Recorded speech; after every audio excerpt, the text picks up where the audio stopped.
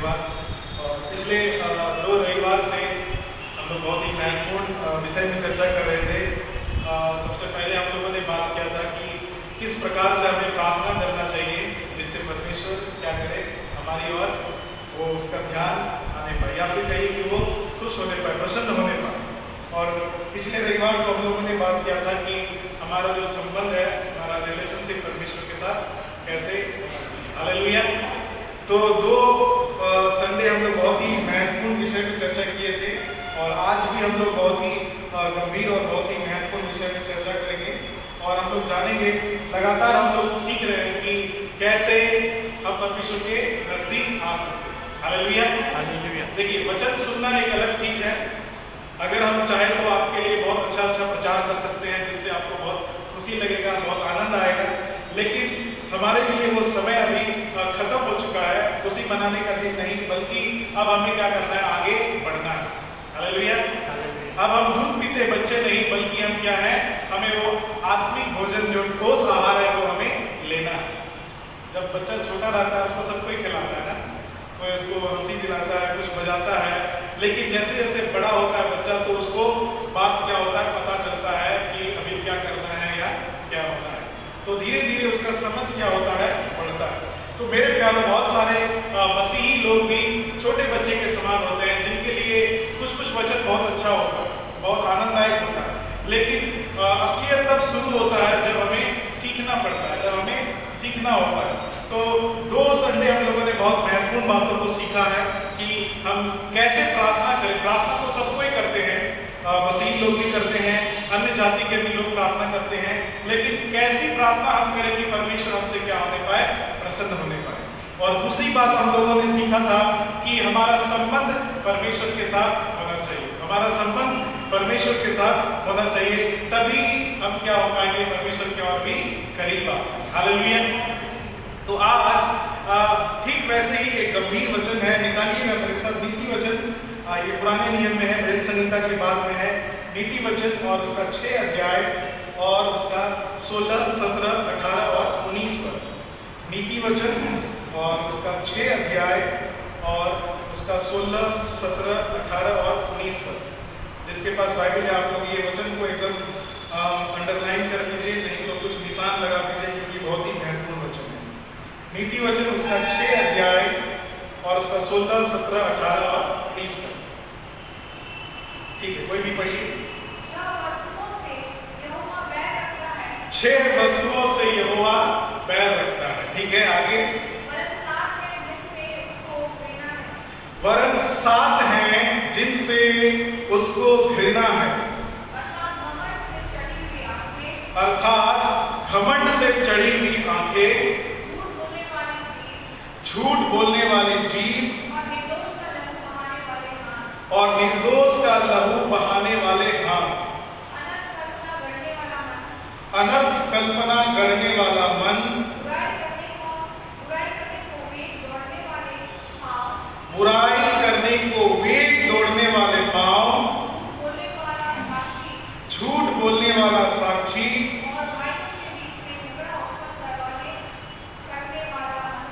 और भाइयों के बीच में झगड़ा उत्पन्न करने वाला मनुष्य। हालेलुया। तो 6 नहीं बल्कि कितनी बातें हैं, 7 बातें। सबसे पहली बातें क्या है, घमंड से चढ़ी हुई आंख। क्या है पहला बात, घमंड से चढ़ी हुई आंख।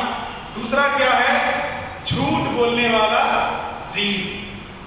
दूसरा क्या है, झूठ बोलने वाला जीभ। और तीसरा क्या है, निर्दोष का लहू बहाने वाला हाथ। चौथा क्या है, अनर्थ कल्पना गढ़ने वाला मन। और पांचवा क्या है, बुराई करने को वेग दौड़ने वाले पांव। और छठा क्या है, झूठ बोलने वाला साक्षी। और 7वां क्या है, और भाइयों के बीच में झगड़ा उत्पन्न करने वाला मनुष्य। हालेलुया। हालेलुया। तो मेरे प्यारों, बहुत सारे बातें हैं बाइबल में, बहुत सारे चीजें हैं बाइबल में जो लोग सिखाते हैं और सीखते हैं, लेकिन आज हम बहुत ही महत्वपूर्ण बात को सीखेंगे। 7 बातें हैं जिससे परमेश्वर क्या करता है, घृणा करता है, जो परमेश्वर को बिल्कुल भी पसंद नहीं है, यानी कि परमेश्वर उस चीज को देखना ही नहीं चाहता। और 7 बातें क्या क्या हैं? पहला तो है घमंड से चढ़ी हुई आंखें। हालेलुया। घमंड से चढ़ी हुई आंखें का मतलब क्या होगा बताइए? घमंड से बहुत बार बहुत विश्वासी लोग भी क्या करते हैं, घमंड करते हैं। घमंड मतलब तो हमको ज्यादा वचन आता है, इसको नहीं आता है, हमको ज्यादा प्रार्थना करने आता है, दूसरों को नहीं आता है, हमको जोर से प्रार्थना करने आता है और इसको नहीं आता है। कभी कभी ये भी क्या होता है, घमंड होता है। ठीक है, और आपको समझाएंगे आगे, वचन निकालिएगा थोड़ा सा तब समझ में आएगा। आंख के विषय में क्या कहता है वचन? मत्ती का पुस्तक उसका 6 अध्याय, मत्ती रचित सुसमाचार और उसका 6 अध्याय और उसका 22 और 23 पद पढ़िए। मत्ती उसका 6 अध्याय और उसका 22 और 23 पद। शरीर का दिया आँख है। क्या कहता है वचन? शरीर का दिया क्या है? आंख है। इसलिए यदि तेरी आँख निर्मल हो, तो तेरा सारा शरीर भी उजियाला होगा। परंतु यदि तेरी आँख बुरी हो, तो तेरा सारा शरीर भी अंधियारा होगा। इस कारण जो उजियाला तुझ में है, यदि अंधकार हो तो वह अंधकार कैसा बड़ा। हालेलुया। तो क्या कहता है परमेश्वर का वचन? पहला बात क्या कहता है कि परमेश्वर को क्या पसंद नहीं है? घमंड से चढ़ी हुई आंखें। यानी कि जो व्यक्ति घमंड करता है या जिसकी आंखों में घमंड है, परमेश्वर उसको बिल्कुल भी पसंद नहीं करता। अगर खुद मैं अगर घमंड करूं कि मैं बहुत अच्छा प्रचार करता हूं, मेरे जैसा कोई भी प्रचार नहीं करता है, तो क्या हो रहा है? ये मेरा घमंड है और ये परमेश्वर को बिल्कुल भी पसंद नहीं है। हालेलुया। और वचन क्या कहती है कि शरीर का दिया क्या है? आंख है। अगर आंख लोगों का ठीक है तो उसका शरीर भी क्या है? उजियाला है, उसका शरीर भी क्या है? ठीक है। लेकिन अगर किसी की आंख ही अगर खराब है, आंख खराब होने का मतलब आंख जो दिखना नहीं बल्कि जो गलत तरीके से देखते हैं वो क्या है? गलत। हालेलुया। आप समझ रहे हो किस विषय में बात कर रहे हैं? मेरे प्यारों, वचन क्या कहती है? परमेश्वर को जो आंखें घमंड से चढ़ी हुई है वो बिल्कुल भी पसंद नहीं है। और वचन क्या कहती है कि अगर तुम्हारी आंख सही है तो तुम्हारा शरीर भी क्या है? सही है। अगर तुम्हारा आंख खराब है, यानी कि देखने का नजरिया अगर खराब है, तो तुम्हारा शरीर भी क्या है? अंधियारा। हालेलुया। समझ में आ रहा है? बहुत बार आपने देखा होगा, आप कंप्लेन भी करते होंगे, ये व्यक्ति का नजर जो है थोड़ा बुरा है, कैसे कैसे नजरों से देखता है।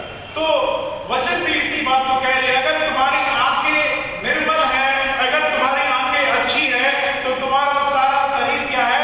उजियाला है। लेकिन तुम्हारी आंखें अगर खराब है, तुम्हारी आंखें अगर बुरी है, तो तुम्हारा शरीर भी क्या है? अंधकार है। हालेलुया। तो सारी बातों को अगर कुल मिला के हम देखेंगे तो आंख हमारा क्या है? दिया के समान। अगर हमारा आंख सही है, अगर हमारा देखने का तरीका अगर सही है, तो इसका मतलब क्या है? हमारा पूरा शरीर क्या है? सही। हालेलुया। बहुत बार लोग कुछ देखते हैं और तुरंत क्या करते हैं? फैसला करते हैं। जैसे कि उदाहरण, कोई लड़का और लड़की को देख लिए तो तुरंत उसका मन में आ गया कुछ, जरूर कुछ गलत होता है। यानी कि उन्होंने अपनी आंखों से देखा और क्या कर लिया? निर्णय कर लिया। तो मेरे प्यारों, वचन कहती है कि तुम्हारी आंखें क्या है? दिया है। अगर तुम्हारा आंख अगर सही नहीं है तो तुम्हारा शरीर भी सही नहीं हो सकता। हालेलुया।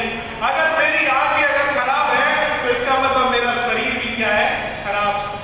तो मेरे प्यारों, वचन क्या कहती है कि परमेश्वर को ये चीज बिल्कुल भी पसंद नहीं। जो आंखें, जो घमंड से चढ़ी हुई आंखें हैं, वो परमेश्वर को बिल्कुल भी पसंद नहीं। हालेलुया। जो व्यक्ति अपने आप में घमंड करता है कि मैं सबसे बड़ा हूँ, मैं सबसे बड़ा प्रचारक हूँ, मैं सबसे बड़ा आदमी हूँ, मेरे इतना कोई नहीं है, तो सोचिए वहीं पे उसका क्या हो गया, पत्ता कट गया, क्योंकि परमेश्वर को ये बातें बिल्कुल भी पसंद नहीं। Hallelujah, hallelujah.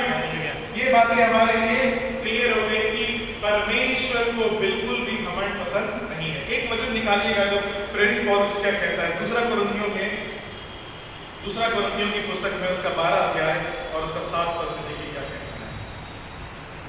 दूसरा कुरिन्थियों उसका 12 अध्याय उसका 7 पद।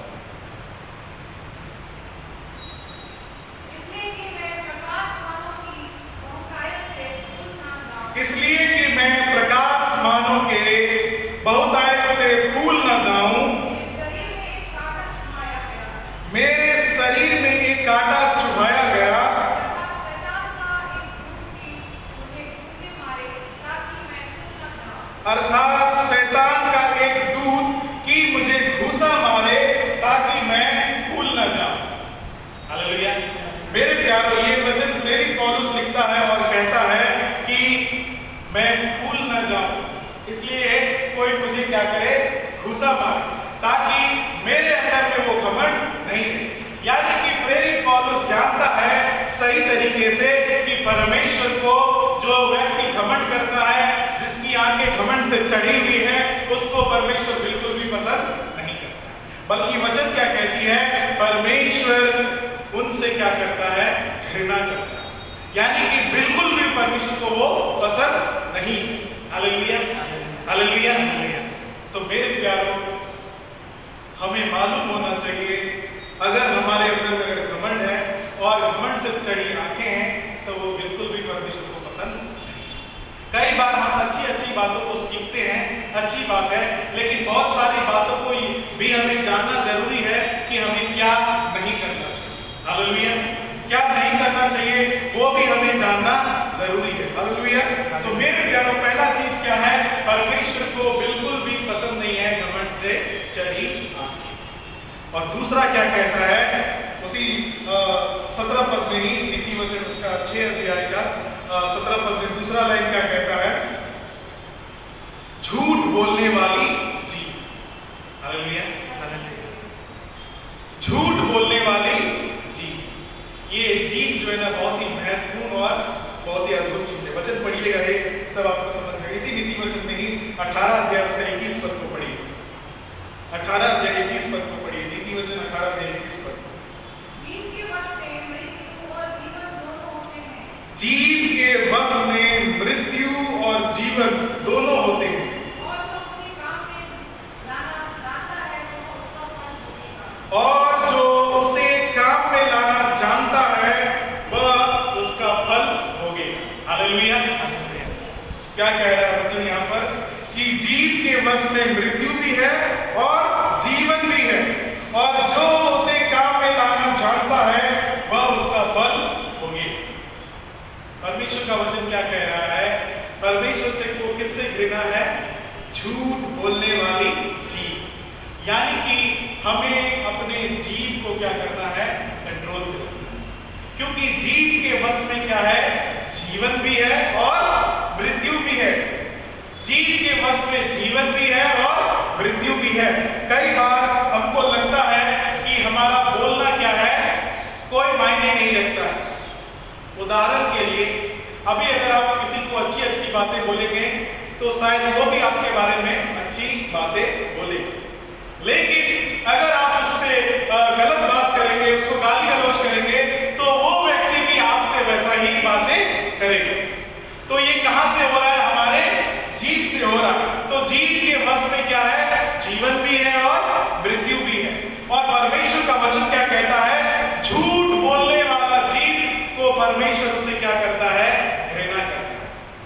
घृणा का मतलब है उसको बिल्कुल भी पसंद नहीं है, उसको देखना भी नहीं चाहता है, उसकी ओर ताकना भी नहीं चाहता है। परमेश्वर को बिल्कुल भी उसे क्या है, घृणा है, बहुत ज्यादा क्या है, घृणा है। और वो क्या है, झूठ बोलने वाला जीभ। हालेलुया। एक और वचन निकालिएगा, यूहन्ना उसका 8 अध्याय उसका 44 पद। यूहन्ना रचित सुसमाचार उसका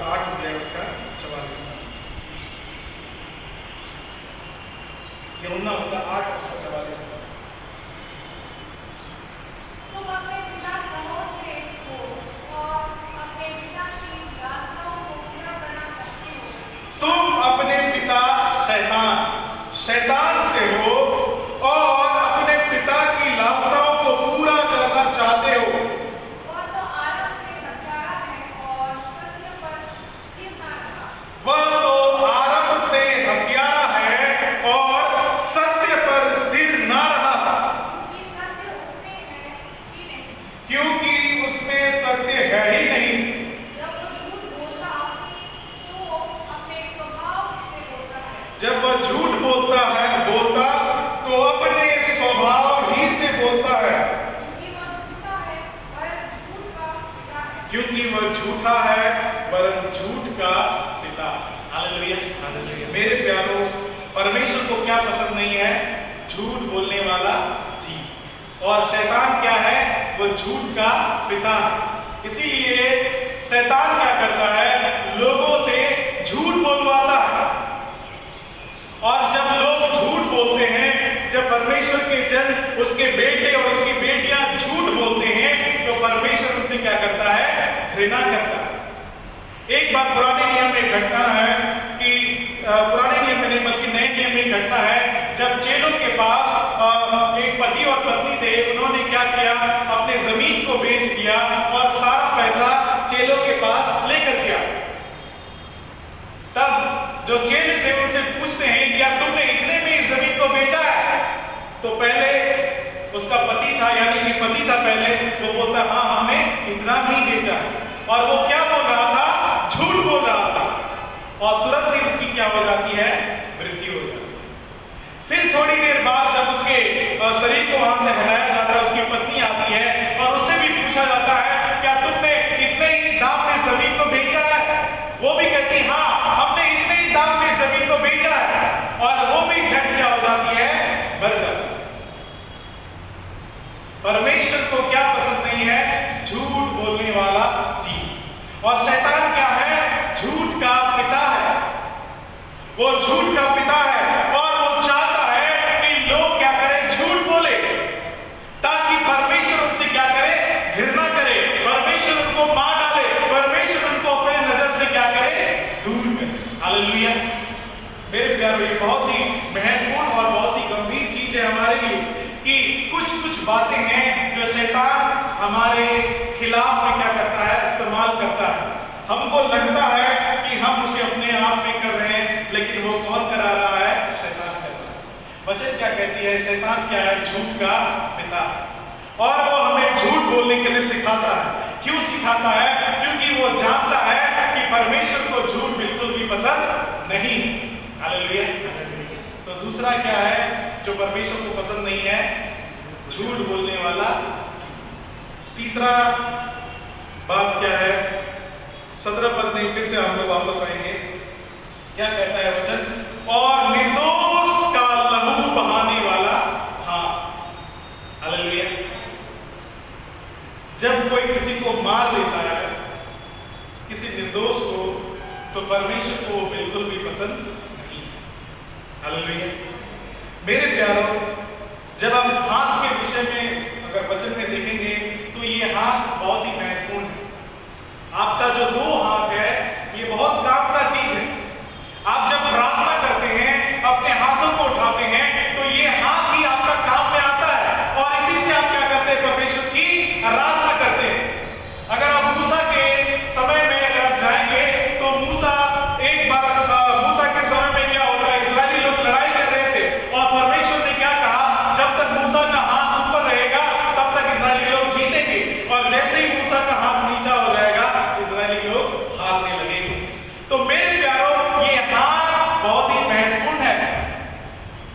ये हाथ बहुत ही महत्वपूर्ण है और इसीलिए परमेश्वर का वचन कहता है, अगर इस हाथ के द्वारा अगर आप किसी निर्दोष का लहू बहाते हैं तो परमेश्वर इससे क्या करता है?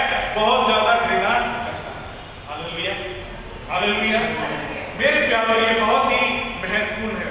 निकालिएगा वचन मत्ती उसका 5 अध्याय, मत्ती रचित सुसमाचार और उसका 5 अध्याय और उसका 21, 22, 23 और 24।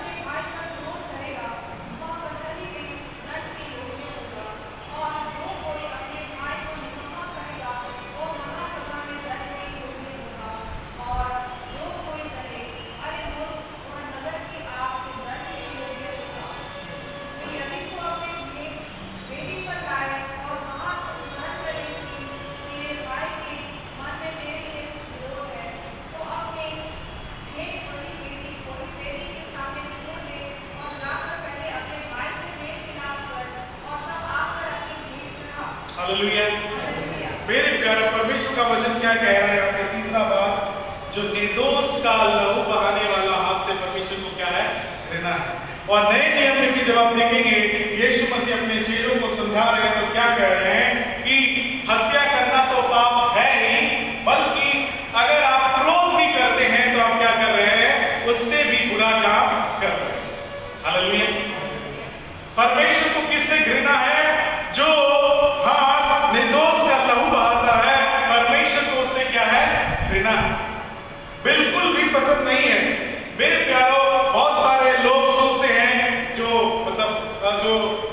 कैसे बोलेंगे, जैसे आतंकवादी लोग, आतंकवादी का एक सिद्धांत होता है कि हम मारेंगे और मार करके क्या लेंगे? बदला लेंगे। हिंदुस्तान से हम लड़ाई करेंगे, लोगों को पकड़ेंगे, मार डालेंगे और हम क्या करेंगे? बदला लेंगे। वो क्या कर रहे हैं? निर्दोष का लहू बहा रहे हैं। उनको लग रहा होगा वे बदला ले रहे हैं, वे अपने देश के लिए कर रहे हैं, लेकिन परमेश्वर की नजर में वो क्या कर रहे हैं? बहुत ही घृणित काम कर रहे हैं। हालेलुया। जो व्यक्ति किसी निर्दोष का लहू बहा रहा है वो परमेश्वर की नजर में घृणित काम कर रहा है, जो परमेश्वर को बिल्कुल भी पसंद नहीं है। परमेश्वर इससे कभी भी प्रसन्न नहीं होता। मेरे प्यारों, कहीं पर भी ऐसा वचन नहीं लिखा है कि परमेश्वर कहता है कि जाओ फलाना व्यक्ति को क्या करो? मार दो या कुछ करो, नहीं, बल्कि परमेश्वर कहता है निर्दोष का लहू बहाना क्या है? बहुत ही घृणित। Hallelujah, hallelujah. चौथा और महत्वपूर्ण बात मेरे प्यारों, बहुत ही महत्वपूर्ण बात है। क्या कहता है 18 पद में? अनर्थ कल्पना करने वाला मन। हालेलुया। ये चीज से भी परमेश्वर क्या करता है? घृणा। जो मन में, अपने मन में जो ऐसी कल्पना करता है, अनर्थ कल्पना करता है, परमेश्वर को वो बिल्कुल भी पसंद नहीं। परमेश्वर को वो बिल्कुल भी पसंद नहीं है। मेरे प्यारों, मत्ती उसका 5 अध्याय का 3 पद पढ़िएगा, क्या कहता है? 3 पद और 8 पद। मत्ती उसका 5 अध्याय और उसका 3 पद और 8 पद पढ़िए, क्या कहता है?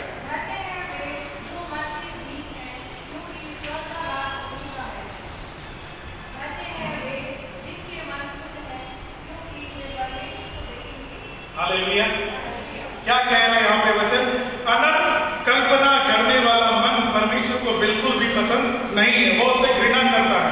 लेकिन वचन क्या कहती है नए नियम में 5 अध्याय का 3 पद में, मत्ती उसका 5 अध्याय के 3 पद में, धन्य है वे जो मन के दीन हैं, क्योंकि स्वर्ग का राज्य उन्हीं का है। 8 पद में क्या कहता है? धन्य है वे जिनके मन शुद्ध हैं, क्योंकि वे परमेश्वर को देखेंगे। हालेलुया। मेरे प्यारों, अगर आप अपने मन में अगर अनर्थ कल्पनाएं करते हैं तो ये परमेश्वर को बिल्कुल भी पसंद नहीं है। एक उदाहरण आपको बताते हैं, बाइबल से उदाहरण है।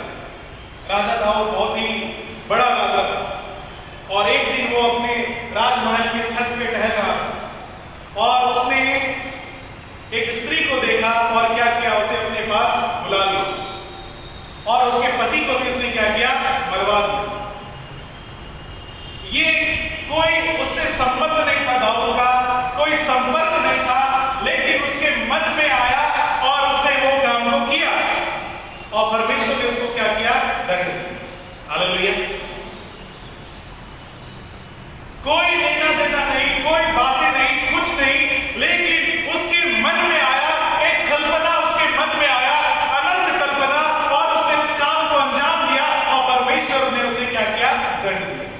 मेरे प्यारों, जब हम अपने मन में अनंत कल्पनाएं करते हैं तो परमेश्वर उसे क्या करता है?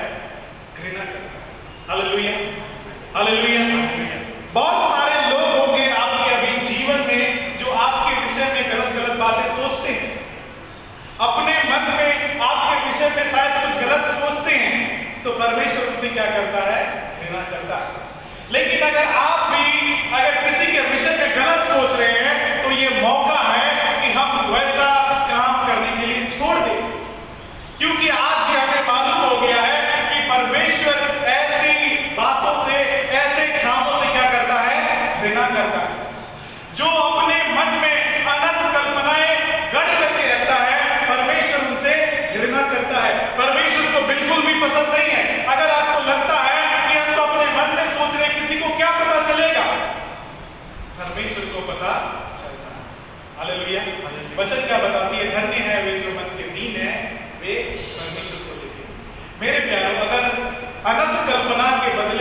दीन होते हैं, परमेश्वर के प्रति अगर हम दीन होते हैं तो हम क्या है? लेकिन अगर हम अनंत कल्पनाएं गढ़ते हैं अपने मन में तो परमेश्वर क्या करता है? घृणा करता है। हालेलुया। ये सारी बातें हमारे जीवन में एक तरह से कहिए एक आधार है। अगर इन सारी चीजों को अगर हम अपने जीवन में नहीं लागू करेंगे तो परमेश्वर के करीब में हमारा रहना क्या है? मुश्किल। क्योंकि वचन क्या बताती है? वो पवित्र है और इतना पवित्र है कि कोई उसे देख नहीं सकता। जो भी उसे देखेगा वो वहीं पे उसका नाश हो जाएगा। इसलिए स्वर्गदूत भी क्या करते हैं? अपने शरीर को ढांप के रखते हैं उसके सामने। तो सोचिए मेरे प्यारों, परमेश्वर कहता है मैं अपने बाएं फैलाए हुए तुम्हारा इंतजार करता हूं। तो हमें कितना ज्यादा पवित्र होना पड़ेगा उसके सन्मुख में आने के लिए। हालेलुया, बहुत ज्यादा। इसलिए वचन क्या कहती है कि अनंत कल्पना गढ़ने वाला मन से परमेश्वर क्या करता है? घृणा करता है। परमेश्वर को वो चीज बिल्कुल भी पसंद नहीं। पांचवा चीज इसी 18 पद में क्या कहता है? बुराई करने को वेग दौड़ने वाले पांव। इसका मतलब क्या है? बुराई करने को वेग दौड़ने वाले पांव। आपने देखा होगा कुछ लोगों को, आपसे उसका कोई झगड़ा नहीं होगा, लेकिन कुछ बात होगा तुरंत वो सामने में आ जाए। कोई लेना देना नहीं है आपसे, कभी कुछ बातें नहीं हुआ, लेकिन जब कुछ करना होगा वो तुरंत सामने में खड़ा हो जाएगा कि हाँ हाँ ये गलत है। बुराई करने के लिए दौड़ने वाले पांव, बुराई करने को वेग दौड़ने वाले पांव, यानी कि जहां बुरा करना होगा वहां तुरंत पहुंच जाएगा।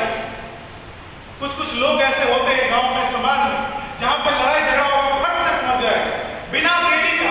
कोई काम नहीं, आप उसको अगर काम के लिए बुलाइएगा टाइम लगेगा, अभी समय लगेगा आने में, लेकिन कुछ झगड़ा हो गया, झंझट हो गया, फटाक से वहां पे पहुंच जाएगा।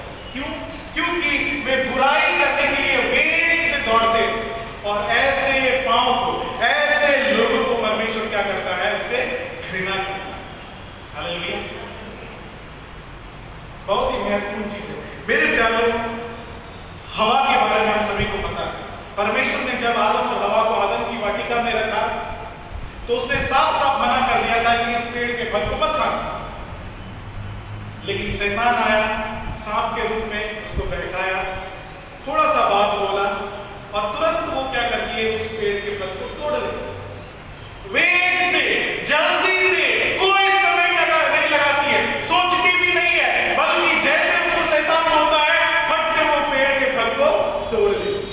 लेकिन इसी के विपरीत अगर आप देखेंगे यीशु मसीह के जीवन में, जब वो 40 दिन तक और 40 रात तक उपवास किए थे और पहाड़ में थे, तो शैतान उसके सामने में आते हैं। शैतान उसके सामने में आता है और कहता है तू भूखा है प्रभु, इस पत्थर से कह कि ये रोटी बन जाए। तो क्या यीशु मसीह ऐसा करते हैं? ऐसा करते हैं यीशु मसीह? नहीं करते, बल्कि शैतान को उल्टा भगा देते। क्या कहते हैं? मनुष्य केवल रोटी से जीवित नहीं रहता, बल्कि परमेश्वर के मुख से निकला हुआ हर एक वचन से। एक कहानी में हवा क्या करती है? तुरंत पेड़ के फल को तोड़ के खा लेती है, कुछ नहीं सोचती है, वेग से अपने पांव को बढ़ाती है। लेकिन दूसरे कहानी में अगर आप देखेंगे यीशु मसीह के विषय में, 40 दिन और 40 रात से वो क्या है? भूखा और प्यासा। शैतान कहता है आप तो प्रभु हैं, आप तो परमेश्वर हैं, इस पत्थर से कहिए रोटी बन जाएगा और आप खा लीजिएगा। नहीं, यीशु मसीह यहाँ भटकने वाला नहीं था, बल्कि क्या कहता है? उसको वहां से भगा दो। हालेलुया। तो मेरे प्यारों, बुराई करने को वेग दौड़ने वाले पांव से परमेश्वर क्या करता है? घृणा करता है। परमेश्वर को वो चीज बिल्कुल भी पसंद नहीं। वचन दिखाइएगा तब आपको और समझ में आएगा। गलातियों की पुस्तक उसका 5 अध्याय और उसका 16 नया नियम में है। गलातियों की पुस्तक उसका 5 अध्याय और उसका 16। पर मैं कहता हूँ आत्मा के अनुसार चलो तो तुम शरीर की लालसा किसी रीति से पूरी न करोगे। Hallelujah, hallelujah, hallelujah. क्या कहता है वचन? पर मैं कहता हूँ आत्मा के अनुसार चलो तो तुम शरीर की लालसा किसी रीति से पूरी ना करो। जब हमको मालूम चल गया है कि हमें बुराई करने के लिए जल्दी नहीं करना, लेकिन उस चीज को कंट्रोल करने के लिए हमें क्या करना है, आत्मा के अनुसार हमें चलना है, और तभी हम क्या हो पाएंगे, उन सारे बुराइयों से हम बच पाएंगे। Hallelujah, hallelujah. और छठवां बात जो बहुत ही महत्वपूर्ण है, क्या कहता है, झूठ बोलने वाला साक्षी। 18-19 पद में क्या कहता है, झूठ बोलने वाला साक्षी। आपने देखा होगा बहुत बार कुछ ऐसा विवाद होता है और लोग खड़े हो जाते हैं आपके बारे में, आपके विरुद्ध में गवाही देने के लिए। होता है ना ऐसा? आपने कभी कुछ किया भी नहीं होगा या किसी का आपने कुछ बिगाड़ा नहीं होगा, लेकिन फिर भी लोग आपके विरुद्ध में खड़े हो जाते हैं। एक सटीक उदाहरण आपको बाइबल से हम देखेंगे।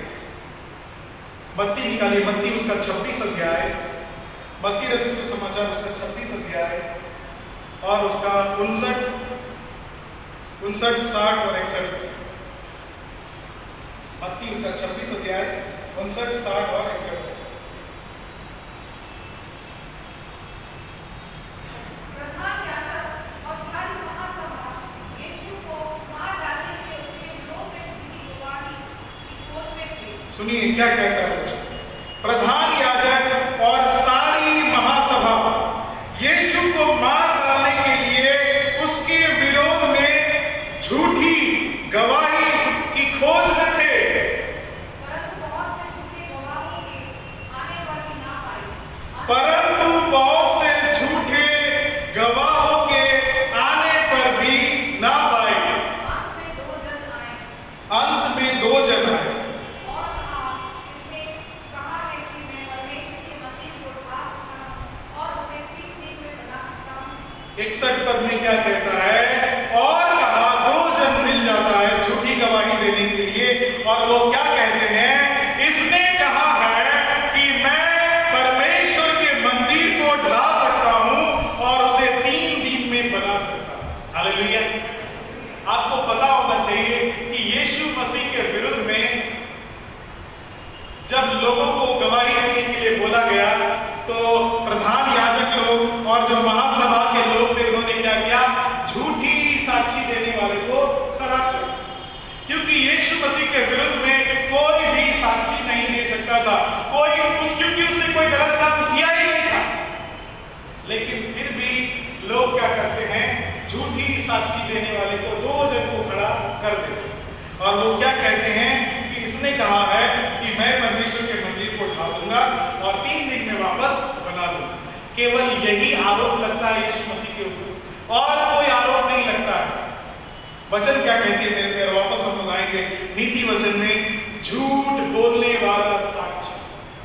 मेरे प्यारों, परमेश्वर को ये चीज बिल्कुल भी पसंद नहीं है कि कोई झूठ मूठ का किसी के विरुद्ध में क्या करे, गवाही।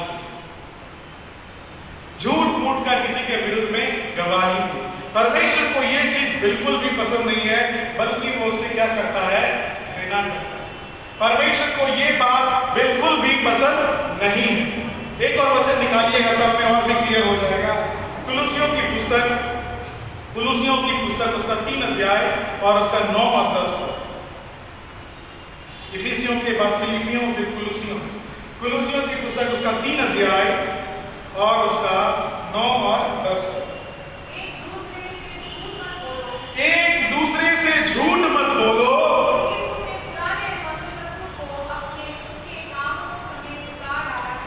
क्योंकि तुमने पुराने मनुष्यत्व को उसके कामों समेत उतार डाला है और नए मनुष्यत्व को पहन लिया है जो अपने सृजनहार के स्वरूप के अनुसार ज्ञान प्राप्त करने के लिए नया बनता जाता है। जो अपने सृजनहार के स्वरूप के अनुसार ज्ञान प्राप्त करने के लिए नया बनता जाता है। हालेलुया। वचन क्या कहता है मेरे प्यारों, परमेश्वर को किस चीज से घृणा है, झूठे साक्षी देने वाले से। हालेलुया। और इसलिए वचन हमें सिखाती है और बताती है कि 9 पद में क्या कहता है, एक दूसरे से झूठ मत बोलो, क्योंकि तुम में वो पुराना मनुष्यत्व नहीं, अब क्या है, नया मनुष्य। वचन क्या बताती है? देखो पुरानी बातें बीत गई, अब सारा चीज क्या है? नया है। हम एक नई सृष्टि, तो हम में ये बात का होना बिल्कुल भी उसका कोई जगह नहीं। हालेलुया।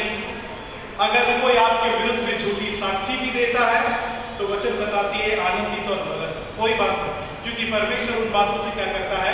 घृणा करता है। लेकिन हमें किसी के विरुद्ध में झूठी साक्षी देने की आवश्यकता नहीं, क्योंकि परमेश्वर को इससे क्या है? बहुत घृणा।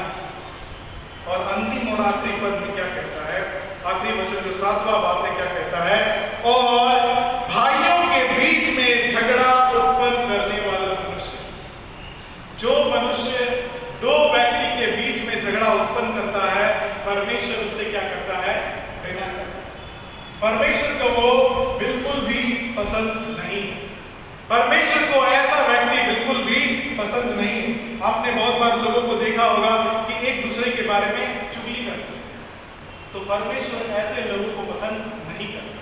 परमेश्वर उनसे घृणा करता है। हालेलुया। परमेश्वर उनसे घृणा करता है, लेकिन परमेश्वर इसके बदले में क्या कहता है? मत्ती उसके 5 अध्याय के 9 पद में पढ़िएगा।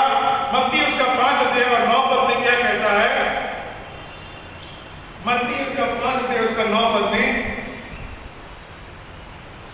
धन्य है वे जो मेल कराने वाले हैं, क्योंकि वे परमेश्वर के पुत्र कहलाएंगे। धन्य है वे जो मेल कराने वाले हैं, क्योंकि वे परमेश्वर के पुत्र कहलाएंगे। हालेलुया। वचन क्या कहता है? परमेश्वर किससे घृणा करता है?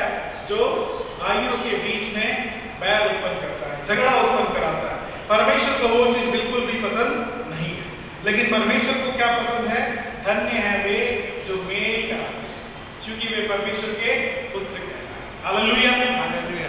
तो पहला बात क्या है मेरे प्यारा, जो आज से हमें अपने जीवन में बंद कर देना है? पहला चीज क्या है? घमंड से चढ़ी हुई आंखें। घमंड से चढ़ी हुई आंखें। आज से हमें घमंड करने के लिए छोड़ देना।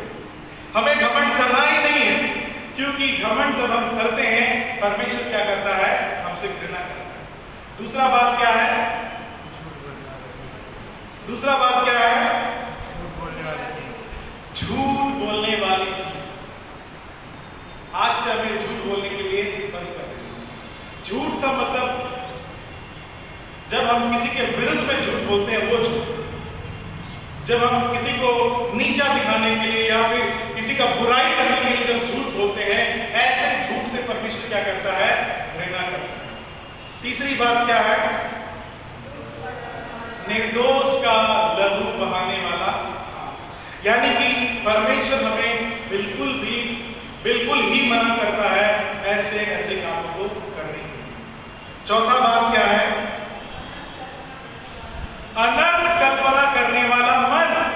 हमारे मन में भी हमें नहीं सोचना है किसी के बारे में गलत, हमारे मन में भी हमें किसी के बारे में कुछ अनर्थ कल्पना नहीं करना है, क्योंकि परमेश्वर हमारे मन को जांचने वाला परमेश्वर है। हालेलुया।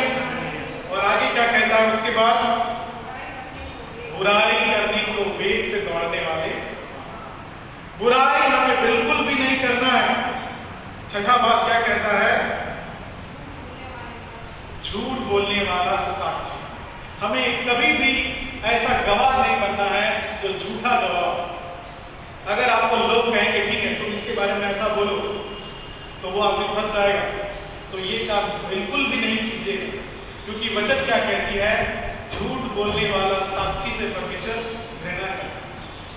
अगर आपको कोई लोग कहेगा ठीक है उसके विरुद्ध में तुम ऐसा बोलो, तुमको कुछ पैसा देंगे या कुछ करेंगे, बिल्कुल भी नहीं करना है।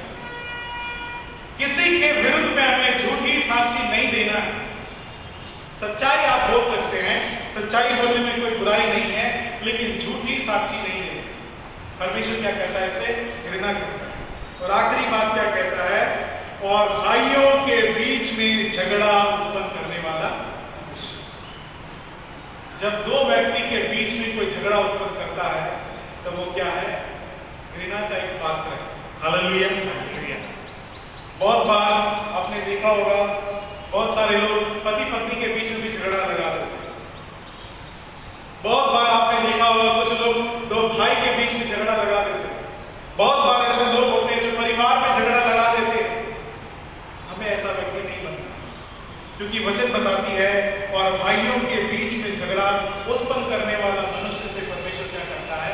घृणा करता है। मेरे प्यारों, ऐसी बातों को हम करेंगे, ऐसी बातों को हम सीखेंगे जो हमारे जीवन में हमें क्या कराएगा? उन्नति कराएगा, हमें तरक्की की ओर लेके जाएगा। ये सारी बातों को मैं आज आपके बीच में इसलिए रखा हूं, आप लोग बुरे लोग नहीं हैं, आप लोग ऐसे लोग नहीं हैं, लेकिन हमें जानना जरूरी है कि किस चीज से हमें बचना है। हालेलुया।